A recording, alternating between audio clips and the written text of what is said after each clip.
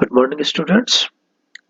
आज जो हम एफ आई निकालेंगे, पी आई जो निकालेंगे, उसमें हमारे पास फाई जो फंक्शन है वो टोटल हमारे पास कांस्टेंट फंक्शन लेंगे। ये के, जहां पर के वेयर के इज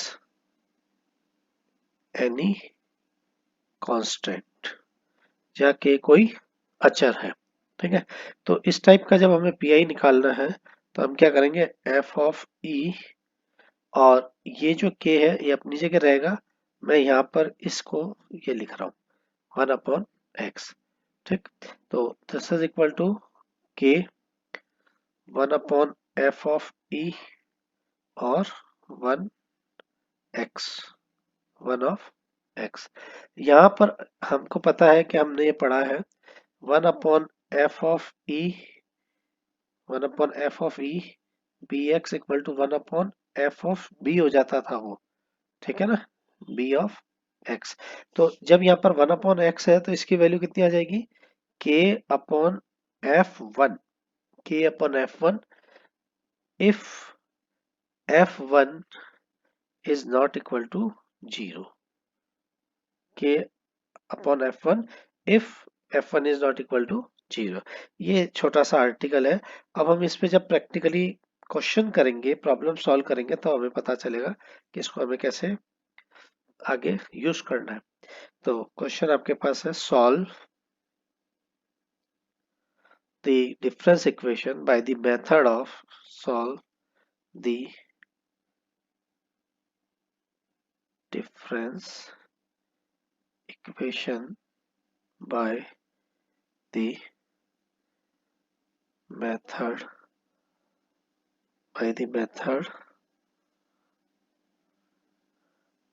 of operators। ठीक है, इक्वेशन आपको दी है y of x plus 2 minus 5 Y X plus 1 plus 6 of Y X, और इधर जो है मेन, अब देखिए आप, only 36। 36 is purely constant, no X function और समथिंग फंक्शन जो है वो हमारे राइट साइड में नहीं आ रहा। तो हम अब इस इक्वेशन को जब सॉल्व करते हैं, ये सॉल्यूशन में लिखता हूँ, तो सबसे पहले जो हमारे पास इक्वेशन होती है, गिवन इक्वेशन को हम इसके सिंबॉलिक फॉर्म में या इसके ऑपरेटर फॉर्म में लिखते हैं। Now rewrite the given equation in the symbolic form और operator form. This is equal to 36। ठीक है, अब मुझे यहाँ से इसको एफ ऑफ ई बनाना है एक्चुअल में, जो कि ऑक्सिलरी इक्वेशन भी बनती है, +6 वाई एक्स इक्वल टू 36। ठीक है, इसका मतलब ये जो इक्वेशन का फॉर्म बना है, ये क्या बना है, F of E Y X equal to 36, ये लिख सकता हूं मैं। ठीक है ना, तो यहाँ पर हमारे पास हियर ऑक्सिलरी इक्वेशन इज क्या हो गया, ई स्क्वायर माइनस का 5 of E plus 6 equal to 0। जब इसको हम सॉल्व करेंगे तो हमारे पास दो इसके आएंगे, ई माइनस का 3 और ई माइनस का 2 इक्वल टू 0। इसके दो फैक्टर्स आ गए, तो यहाँ से मेरे पास ई की दो वैल्यू आ गई, ई इक्वल टू प्लस का 2 और प्लस का 3।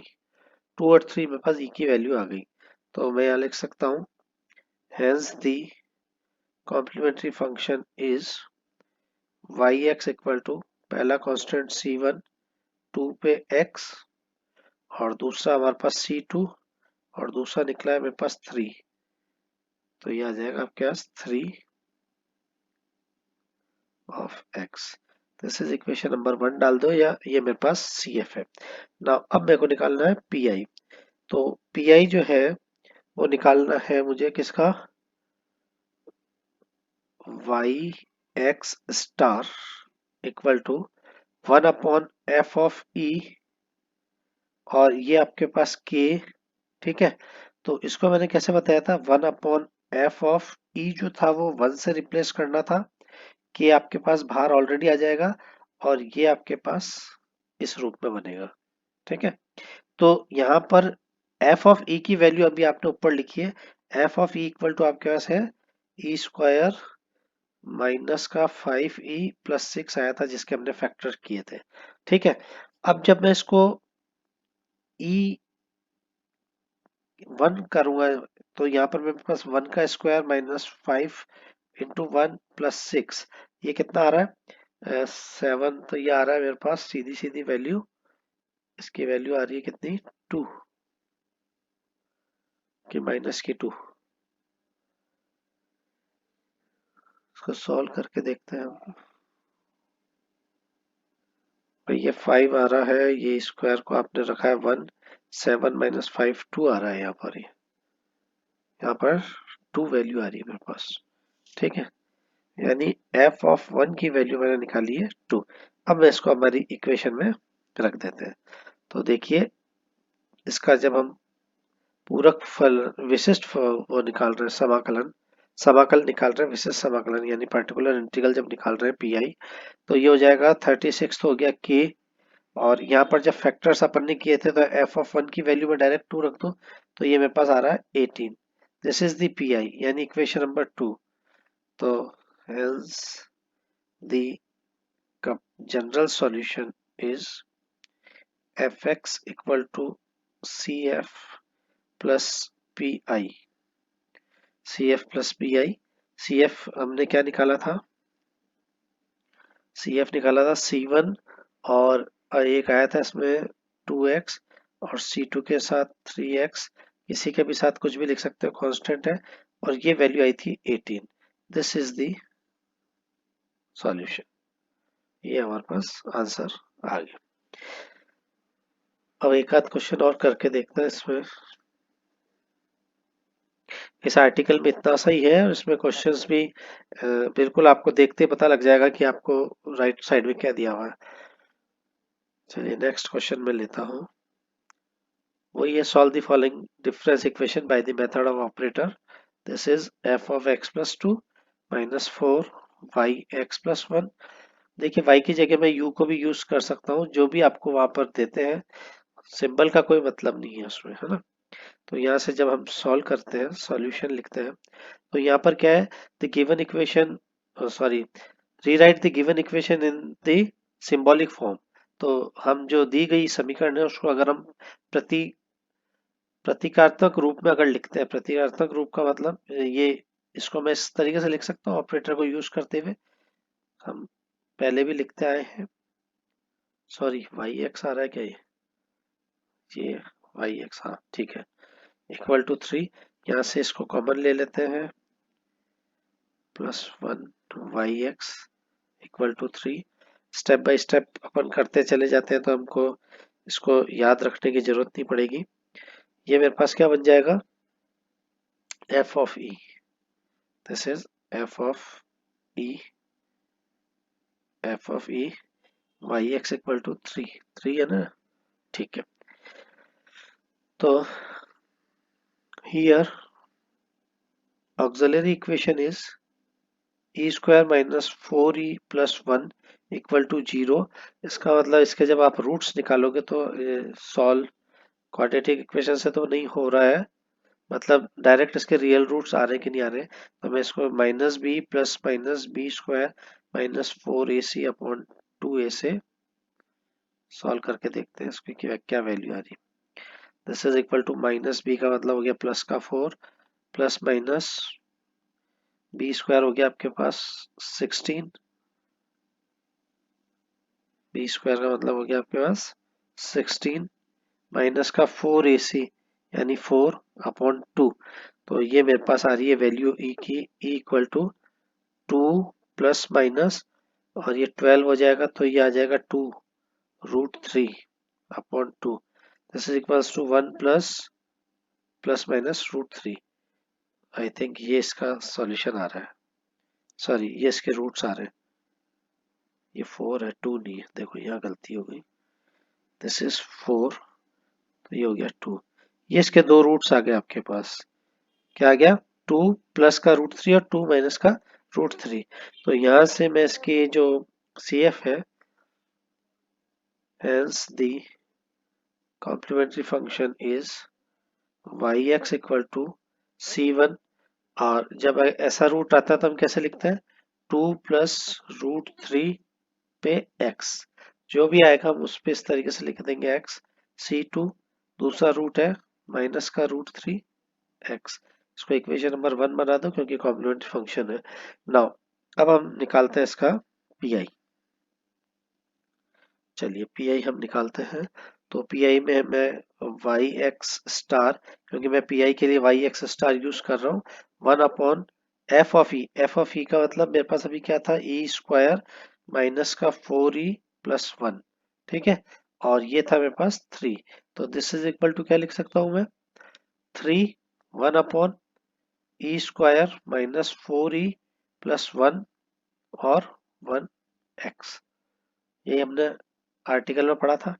तो यहाँ से इसकी वैल्यू कितनी आ जाएगी, 3 तो आपके पास ऊपर है, 1 का square minus 4 × 1 + 1, this is equal to minus का 3/2। Question number 2, this is the PI. तो hence the general solution is, तो जनरल सॉल्यूशन क्या हो जाएगा, Y X equal to complementary function plus particular integral, और इन दोनों की वैल्यू को मैं इक्वेशन 1 और 2 से रखता हूँ। तो ये क्या आ गया था, C2 + √3x plus C2 2 minus √3x minus 3/2 pi की वैल्यू ये। तो this is the general solution, this is the complete solution और जनरल सॉल्यूशन, ठीक है। तो इस टाइप से हम इसको सॉल्व कर सकते हैं। अब एक क्वेश्चन में ले रहा हूँ जिसमें जनरल सॉल्यूशन के अलावा पर्टिकुलर सॉल्यूशन भी हम निकाल सकते हैं, क्योंकि उसमें हमारे को कुछ पर्टिकुलर वैल्यूज दी हुई है। तो ये अभी तक मैं सारे जनरल सॉल्यूशन निकाल रहा हूँ। अब पर्टिकुलर सॉल्यूशन जो निकालूंगा वो, उसके लिए मेरे को कुछ एक्स्ट्रा कंडीशंस दी हुई होगी।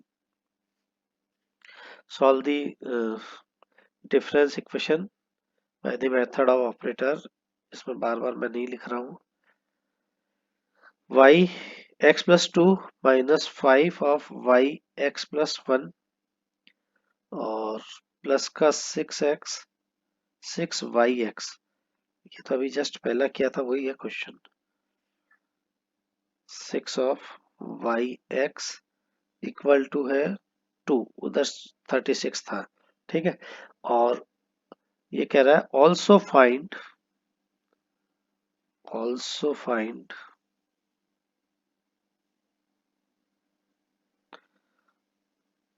also find the solution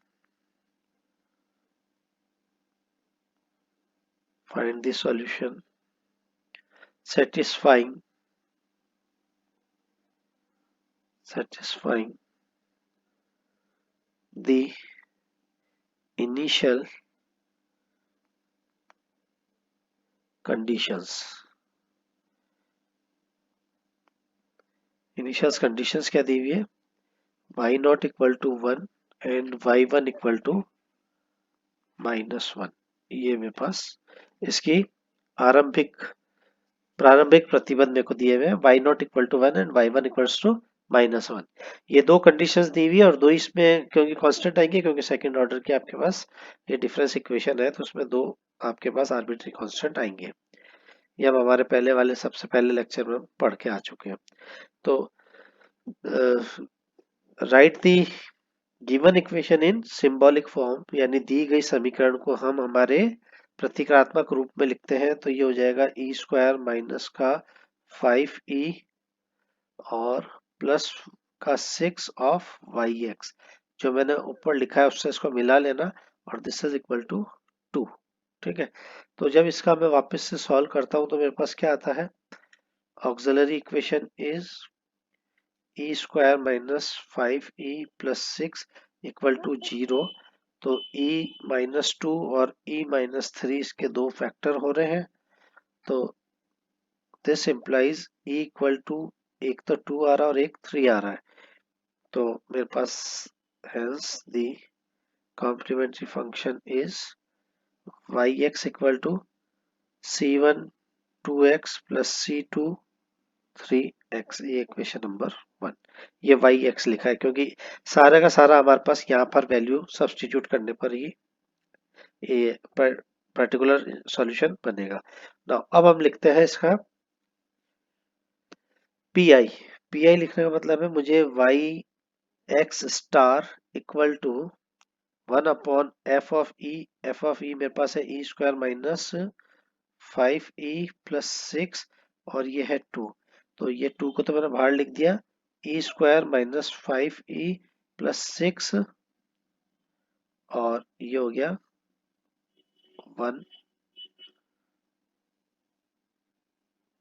1 of x। तो यहाँ से मेरे पास क्या वैल्यू आ जाएगी, इसको 1 अगर मैं करता हूँ तो अभी मैंने 2 निकाला था, तो 2/2 दिस इज इक्वल टू 1। ये मेरे पास पी आई आ गया।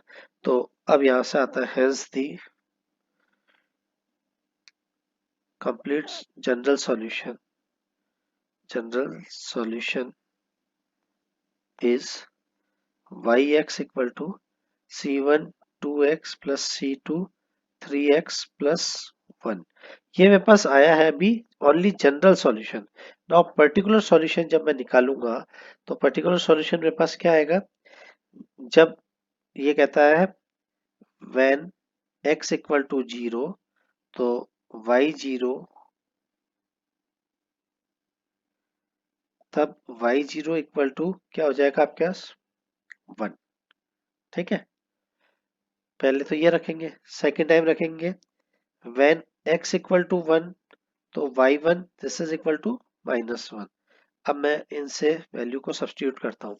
चलिए इस इक्वेशन में, इक्वेशन जो भी है इसमें x इक्वल टू 0 को सब्स्टिट्यूट कर रहा हूँ। इस वाली इक्वेशन में मैं x इक्वल टू 0 सब्स्टिट्यूट कर रहा हूँ। तो ये तो देखो y0 हो गया इक्वल टू c1 2 की पावर 0 प्लस c2 3 की पावर 0, 2 की पावर 0 3 की पावर 0 प्लस 1।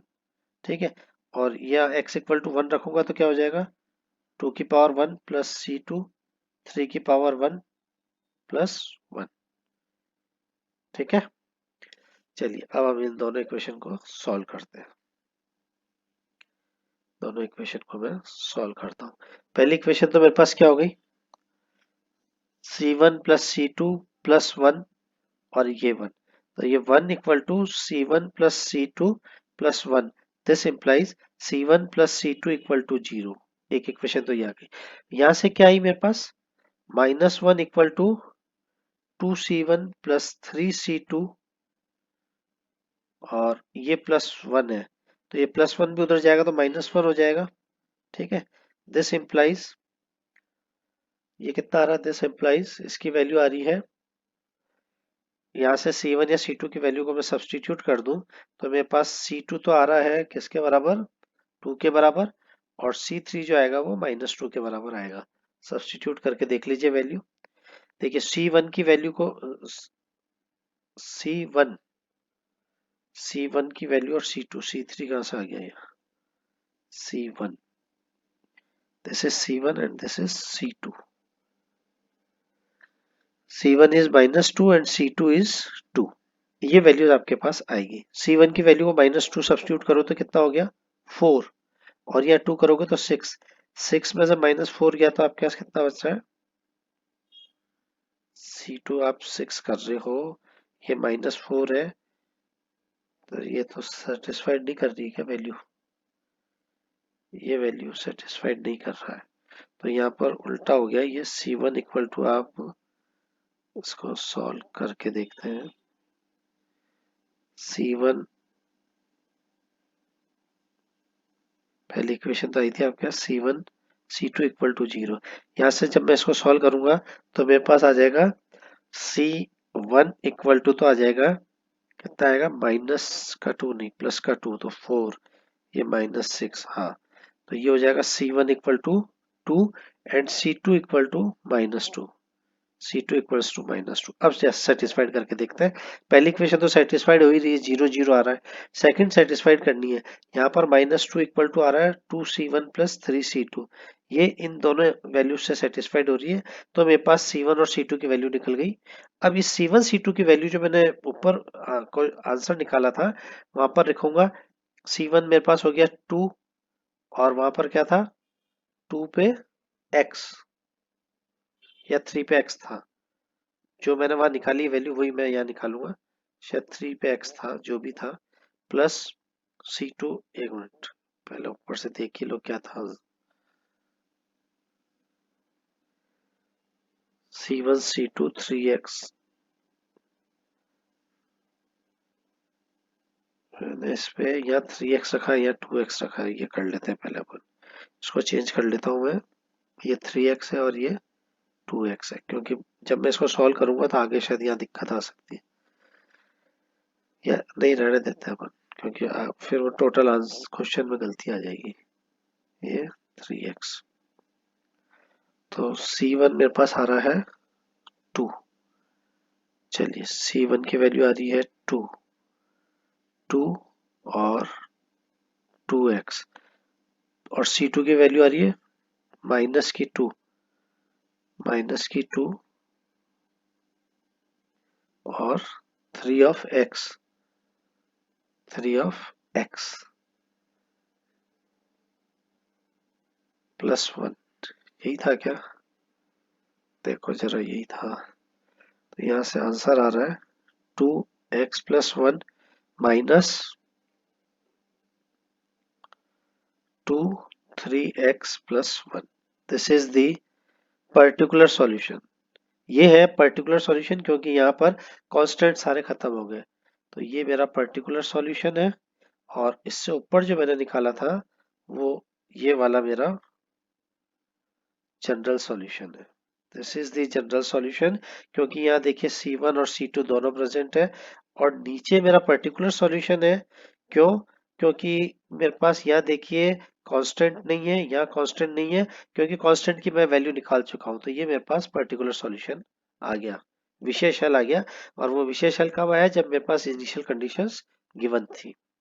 ठीक है, अब एक थोड़ा सा हटके मैं बताता हूँ, जहाँ पर सिंबल अगर आपको चेंज करके दे दे तो हमको उसमें प्रॉब्लम नहीं होनी चाहिए, और वो भी मैंने आपको मेरे फर्स्ट या सेकंड लेक्चर में बताया है, कि जैसे अब आपके पास क्वेश्चन अगर यूँ आता है, f of x plus 3 plus 2f x plus 2 minus 5 f of x plus 1 minus 6 F X is equal to 32, ये क्वेश्चन आपको दिया है। तो यहाँ पर f ऑफ x प्लस 3 जो है, उसको मैंने शुरू में, आपको अगर ध्यान हो तो y x प्लस 3 को मैंने क्या लिखा था, इसको मैं लिख सकता हूँ f ऑफ x प्लस 3 जो है, इसको मैं लिख सकता हूँ e क्यूब एफ एक्स,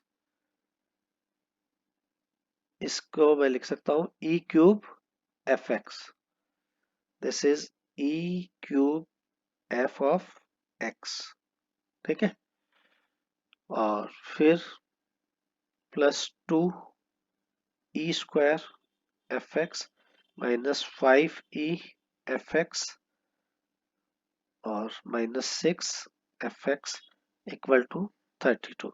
अब मैं कॉमन ले लेता हूँ, E square, sorry E cube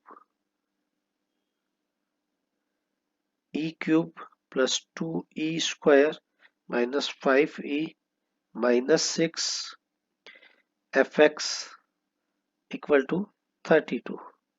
ठीक है, तो ये क्या बन गया, ई जो ऑक्सिलरी इक्वेशन है, auxiliary equation is E cube mine plus 2 E square, cubic equation है, इसका मतलब इसके 3 रूट्स आएंगे, और इसके 3 रूट्स को निकालते हैं, तो इसमें कोई सेटिस्फाइड हो रहा है क्या,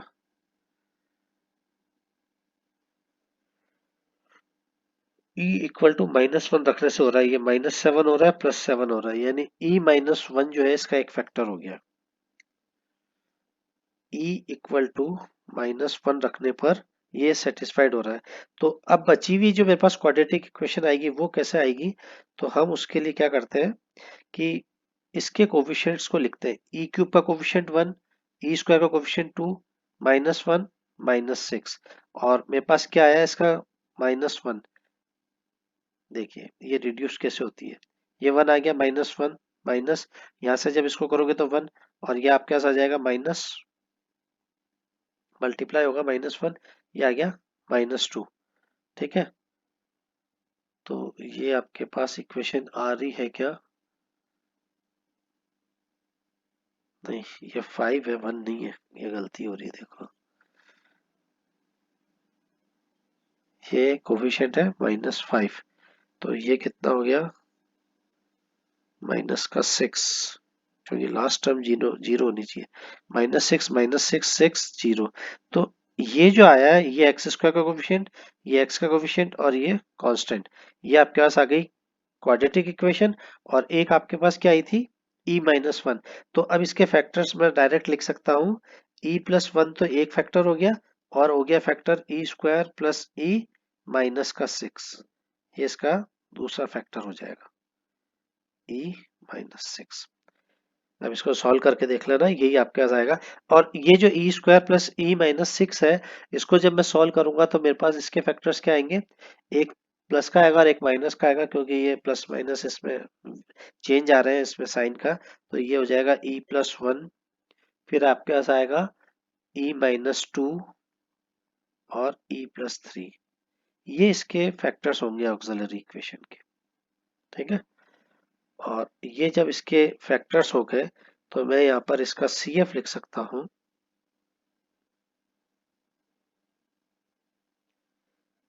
yx equal to C1 1x -1x।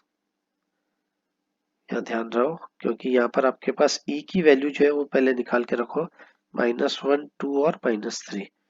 तो यहाँ पर आपके पास आएगा -1x plus C2 2x plus C3 -3x। ये मेरे पास आया है कॉम्प्लीमेंट्री फंक्शन। नाउ अब पर्टिकुलर इंटीग्रल निकालना है। पर्टिकुलर इंटीग्रल का मतलब क्या है? yx star this is equals to 1 upon f of e और k यहाँ पर कितना है? 36। Here k equal to 36 already मेरे पास है। और f ऑफ e जो है वो अभी मैंने यहाँ से निकाला है, वो मेरे पास क्या आ रहा है? e+1 e-2 और e+3, ये आ रहा है ना? तो मैं इसको यहाँ से डायरेक्टली सब्सटीट्यूट कर देता हूँ। This is equals to k तो आ गया 36 अपॉन e+1 e-2 e+3 और 1 ऑफ x, ये हम रखते हैं। तो 36 यहाँ पर आपके पास हो जाएगा 1+1 1-2 1+3 4+6, और ये आपके पास आ रहा माइनस का 1, तो ये माइनस में आ रही है इसकी वैल्यू। 4 दूनी 8, माइनस का 8 आ रहा है ये, है ना? तो ये आ रहा है 36 अपॉन -8, दिस इज 32 है या 36 है?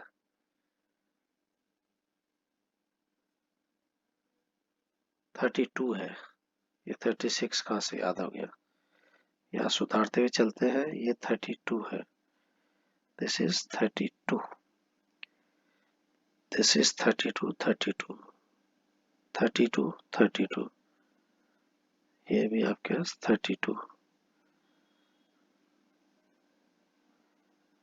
32 -8, दिस इज -4, दिस इज -4। तो hence the general solution is yx complementary functions plus particular integral, and this is equal to CF में अपने पास क्या आया था? इसके 3 फैक्टर आए थे ना, तो मैंने लिखा था C1 -1 of x plus C2 2x, minus की एक ही वैल्यू आई थी, और C3 माइनस की 3x, C3 माइनस का 3x और -4 यहाँ से लिख दिया। This is the complete solution, this is the general solution. तो यहाँ पर हमारा होमोजीनियस वाला खत्म होता है, और नेक्स्ट में हम इससे रिलेटेड प्रॉब्लम्स देखेंगे, या आपको असाइनमेंट दे दिया जाएगा, उससे आप कोशिश करना पूरे करने की। Thank you.